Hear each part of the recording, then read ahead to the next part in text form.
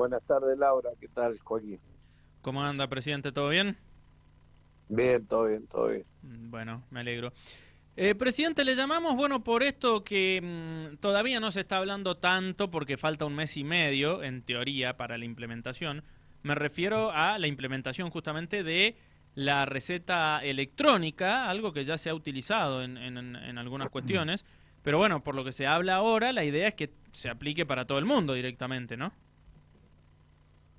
Bueno, mirá, acá hay que tener, digamos, bien claro de qué se trata esto, ¿no? Sí. En el último decreto del Gobierno Nacional habla de prescripción digital. Prescripción digital. El Mm. que prescribe es el médico, la farmacia dispensa. Sí. Nosotros ya venimos con este ejercicio de la dispensación a través de medios electrónicos digitales desde hace mucho tiempo, desde antes de la pandemia. En el caso de la pandemia incrementó esta dinámica, ¿no? Este Ujú. ejercicio por parte de algunas obras sociales. Bien. Sobre todo en PAMI, esto es la única forma, digamos, de dispensa prácticamente en el 99% de la dispensa a través de mecanismos digitales. La Mm. obra social provincial también tiene prescripción electrónico digital, dependiendo si lo hacen los efectores propios o no. Y en el caso de muchas prepagas también tienen su plataforma digital. Esto para llevar un poco de claridad a la gente. Ahora, el gobierno nacional dijo que a partir del 1 de julio toda la prescripción iba a ser digital, pero que invitaba a las distintas regiones del país a adherir a la normativa. Bien. ¿Qué significa esto? Esto significa que cada provincia es autónoma en legislación en salud y en previsión social. De manera que cada provincia tiene su propia legislación en salud. En el caso de Mendoza específicamente, tiene su propia ley provincial, y también ha trabajado desde antes que se sancionara este decreto en una ley provincial de prescripción digital, que ya está aprobada, pero falta su reglamentación. ¿Por qué? Porque Mendoza tiene situaciones especiales, como cualquier otra provincia tiene situaciones especiales. Mm. No tiene conectividad a Internet en todas las regiones, exactamente igual. Hay mucha ruta con montaña que tiene limitada el acceso a Internet. Hay infinidad de situaciones que hay que tener en cuenta antes de tener una, digamos, exclusividad al momento de la prescripción.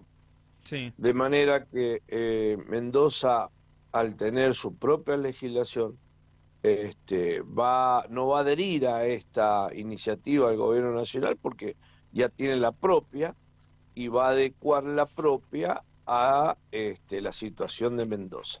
Bien. Este, Esto para que más o menos tengas un pantallazo de qué se trata, ¿no? Sí, ahora, por lo que dice, en definitiva, y para, digamos, porque la gente obviamente quiere saber si va a sufrir algún cambio o si va a tener que proceder de alguna manera diferente, por lo que usted explica, salvo comunicación por parte de la provincia de Mendoza, o sea, aquí en nuestra provincia no cambia nada, por ahora, al menos, en definitiva.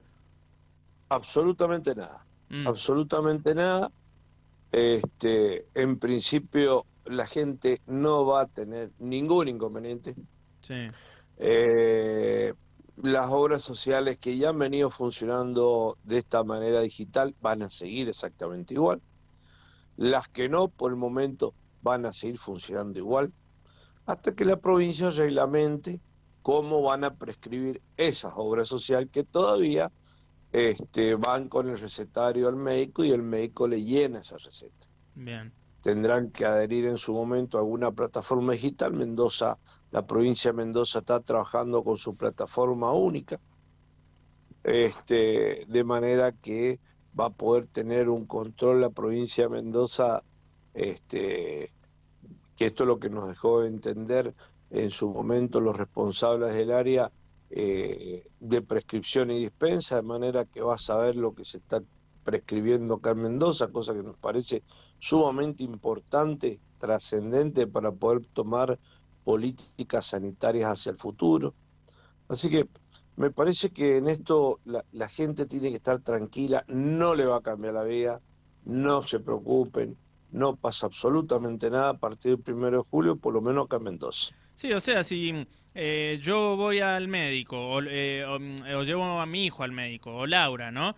Porque tiene, no sé, una infección y le dan un antibiótico, procede de la misma manera que se venía procediendo, en definitiva, ¿no? Le dan el escrito, manuscrito, digamos, el papel y con ese papel se va a la farmacia como si iba antes, ¿no? Sí, le van a dar una prescripción orógrafa, con firma orógrafa. ¿Por qué? Porque en el caso que vos estás describiendo, el caso, por ejemplo, de un paciente que no tenga seguridad social, por ejemplo, Ujú, que va bien, al hospital o va a cualquier centro de salud o va al médico que quiera ir, pagar la consulta Sí. y le hace una prescripción.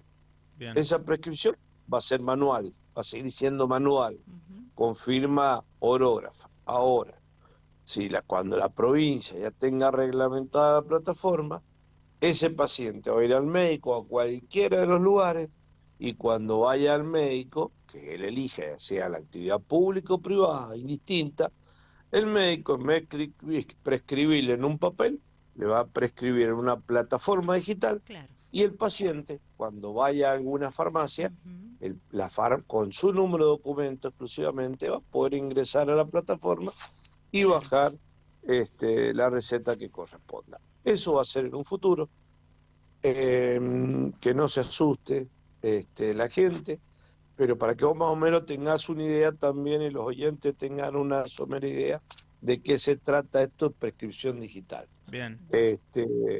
Pero bueno, esto va acompañado de otras medidas que la provincia tiene que tener en cuenta, porque vos te imaginás, hay lugares donde vos podés ir con tu hijo fuera de hora o en un lugar determinado, en un centro de salud determinado, que no hay un buen internet para la prescripción o lo que sea, Ujú. no va a tener acceso al medicamento. Es decir, hay que tener en cuenta muchas variables Sí, sí. que me parece que desde Sí, por eso, Buenos Aires por ahí no se tienen, ¿no? claro, por eso es que por ahora, para que quede claro, Mendoza no adhiere a esto, ¿no? No, no, a esta medida no, y bueno, se está tomando los recaudos para que Mendoza tenga su propia información al respecto. Bien. Presidente, le consulto, bueno, le recuerdo a la audiencia que estamos hablando con Mario Balestra, sí, él es el presidente del Colegio Farmacéutico de Mendoza. Muy claro quedó lo que estaba explicando, precisamente. Va a ser un contacto entre médico y farmacéutico digitalmente, en pocas palabras, por lo que yo entendí. ¿Qué va a pasar con el tema de quienes tienen obra social y tienen que llevar un recetario al médico para que le detalle el medicamento a consumir? A ver, por el momento no va a pasar nada. El momento que corresponde que la provincia disponga y ya tenga todos los elementos para que esto se lleve de otra manera, Sí. no va a pasar absolutamente nada. En vez de llevar un papel del recetario, como vos bien dijiste, Laura, al médico, a que el médico le escriba en el papel, Ujú. el médico, desde su computadora, de su consultorio, de su mismo teléfono, podrá entrar en la aplicación con su firma digital, porque todos los médicos tienen que digitalizar la firma, de las cuales hay muchos que ya la tienen digitalizada, la mayoría, y entrará en la plataforma digital del gobierno de Mendoza, elegirá la obra social que vos tenés o no, si no tenés ninguna, y en esa plataforma digital va a ser la prescripción. Bien. Y de ahí vos vas a ir a la farmacia que quieras en la provincia, de tu cercanía, de tu confianza, tu farmacia con tus datos va a ingresar a la nube, que solamente la farmacia puede ingresar a esa plataforma del Estado, Bien. no va a poder ingresar un privado a una plataforma del Estado, porque para eso tiene su código de identificación de ingreso, y de esa manera bajar tu prescripción. Es como si vos fueras con el papel a la farmacia. Sí. Bien. La Sí. diferencia Ujú. es que esa prescripción que te hizo el médico, esa receta que te hizo el médico, el gobierno en este punto ya sabe qué prescribió. Y cuando la farmacia te la dispense, vas a ver que te la dispensó. Es decir, si vos vas por un tema, suponete, una hipertensión, Sí. al médico, el médico cuando te lo prescribe, vas a ver el gobierno, Laura tiene hipertensión. Ujú. Cuando Laura compra el medicamento, adquiere el medicamento y la farmacia te lo dispense, vas a ver que Laura lo compró. ¿Qué significa esto? Que el gobierno va a saber, y esto es un dato muy importante, cuántos hipertensos fueron medicados y cuántos y cuántos pacientes pudieron acceder a la medicación. Bien, estadísticas De esta importantes. forma, esta estadística en manos el Ministerio de Salud es importantísima Sí, sí. porque va a tener un registro concreto de lo que se prescribe, de la patología, de lo que se consume Ujú. y para poder proyectarse hacia el futuro. Bien. Es decir, vos tenés un diagnóstico de lo que está pasando en tu provincia. Nos parece que si la provincia lo puede hacer de esta manera es fantástico. No así lo que propone este decreto a nivel nacional, que es otra cosa. Es Sí, muy distinto a lo que la provincia propone. bien, Bien. bien, Muy claro ha sido, sinceramente. bien. Mario, bueno, queda claro, como bien dice Laura, ¿no? Este tema. Yo ya que estamos hablando con usted, aprovecho para consultarle por el sector farmacéutico, ¿no? ¿Cómo está actualmente este sector en el contexto macroeconómico, ¿no? Que estamos viviendo? Mira, el sector farmacéutico está en la Argentina, es decir, ¿Qué no quiere decir sale la con eso? ¿Qué realidad, quiere decir con eso? no sale la realidad que vivimos todos. Sí, Recesión, sí. disminución de dispensa, Ujú. disminución de venta, para que la gente lo entienda. ¿Han notado menos Y ventas bueno, nosotros, de medicamentos, por ejemplo? ¿Han notado menos por ventas supuesto de que ha bajado, medicamentos? sí, por supuesto que ha bajado. Sí. Este, y bueno, y por ejemplo, esta disminución de índices de inflación en general ha ido acompañado de que la gente consume menos, en general, ¿no? No estoy hablando de la farmacia. Sí, Y entonces los precios bajan, o los precios se mantienen y no suben tanto, por llamarlo de alguna manera. suben poco, En el digamos. caso, claro, suben menos. Sí, En el caso del medicamento, en el caso del medicamento, que nosotros no somos los formadores de precios, los formadores de precios de la industria farmacéutica, ujú, en los últimos 60 días, no 60, en los últimos 30 días, los laboratorios internacionales no modificaron sus precios. mm, Y los laboratorios nacionales son pocos los que han ido aumentando sus precios, pero por debajo de la inflación, del IPC, por llamarlo de alguna manera, ¿no? sí, igual, a ver, Eh, digamos, han subido por debajo de la inflación ahora, los últimos 30 días, pero no, quiero darte, sí, a ver, Joaquín, sí, es literal lo que vos decís, yo te estoy hablando de los últimos 30 días, como sí, te dije, yo, si vamos a hablar de noviembre, diciembre y enero, y fue muy por encima de la inflación. Es sí, decir, yo lo que te estoy diciendo es que en los últimos 60, a partir de hace 60 días a la fecha, los medicamentos han aumentado muy poco en proporción al IPC. Y bueno, eso no significa que para atrás hayan aumentado muchísimo, que en realidad ha sido así. claro, Ahora, eso demuestra también que los formadores de precios, en este caso la industria, al caérsele tanto también sus ventas, no solo del medicamento de venta con receta, también del medicamento de prescripción sin receta o venta libre, o de perfumería selectiva y un montón de cosas, que ha tenido que regular los precios porque si no cada vez se dispensa menos, esto es una realidad.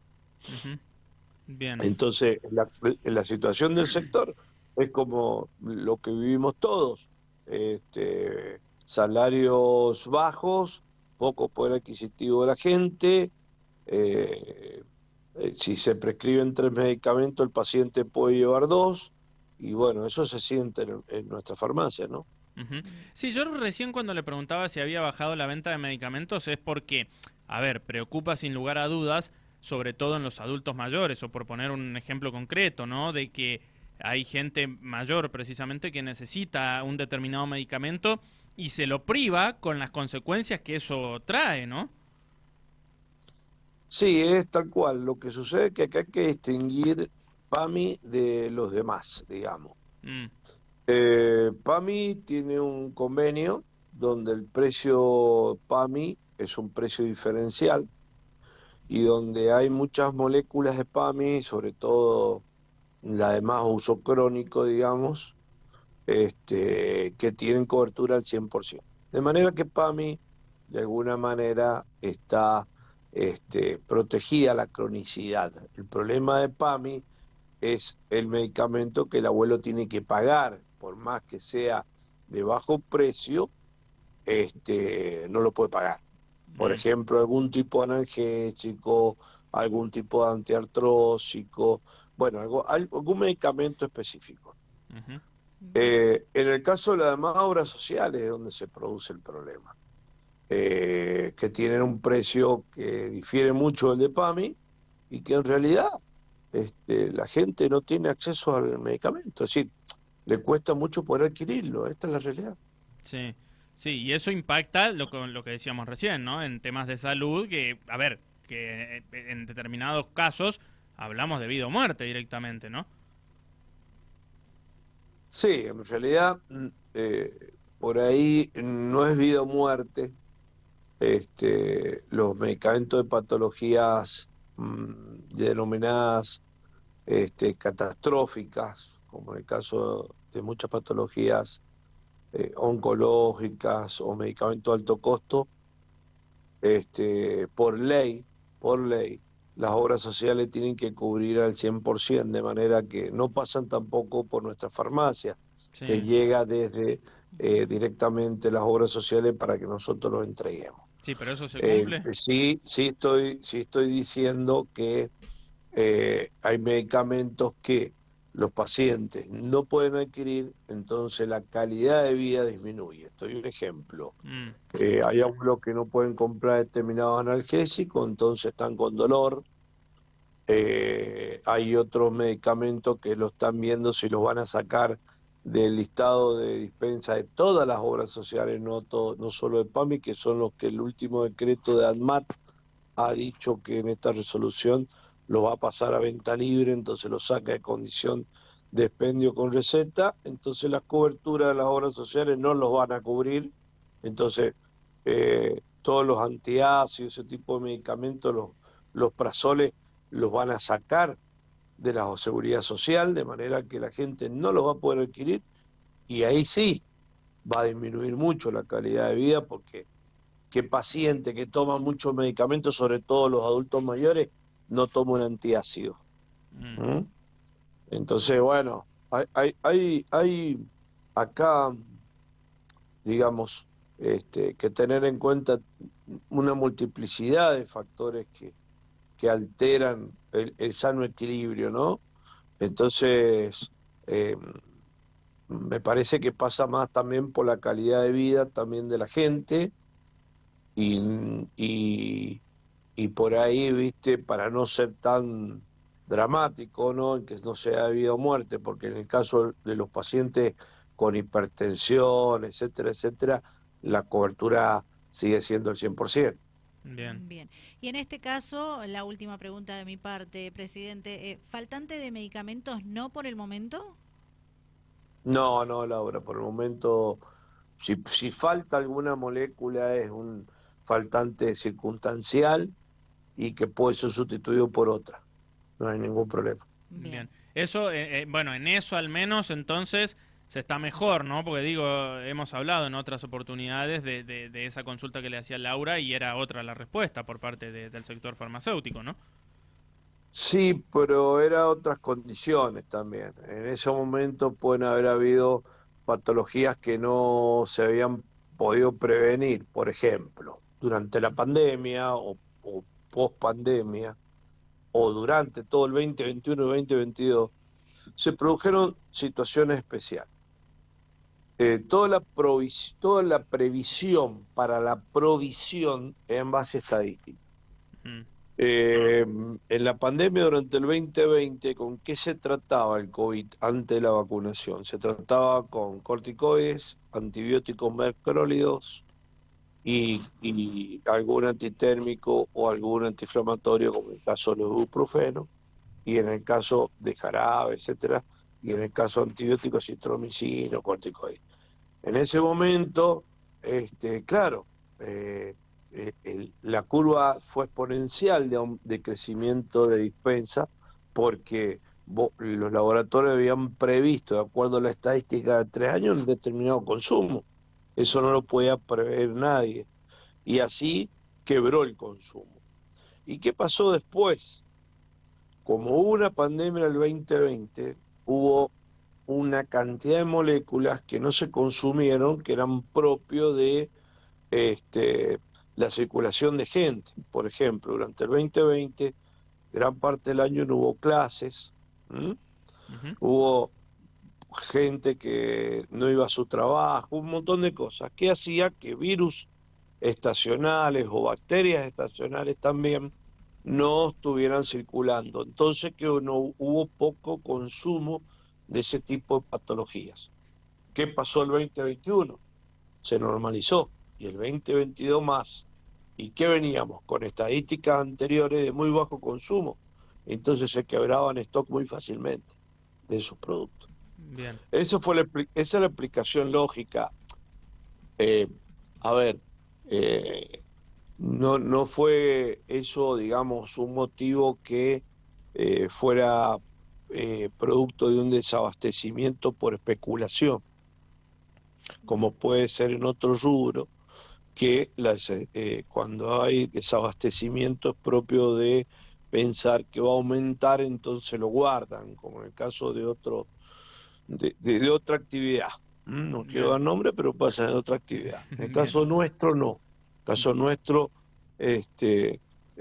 los stock, las farmacias no trabajan con stock, tienen reposiciones diarias 2 veces al día, entonces no se hace fenómeno. Pero el fenómeno, cuando hay un quiebre de stock, ha sido por esos motivos. Bien. Bien. Presidente, gracias por su tiempo. Que tenga buenas tardes. Buenas tardes. Mario Balestra, presidente del Colegio Farmacéutico de Mendoza. Con él hablamos en el aire de Dial Radio TV de Rivadavia San Rafael.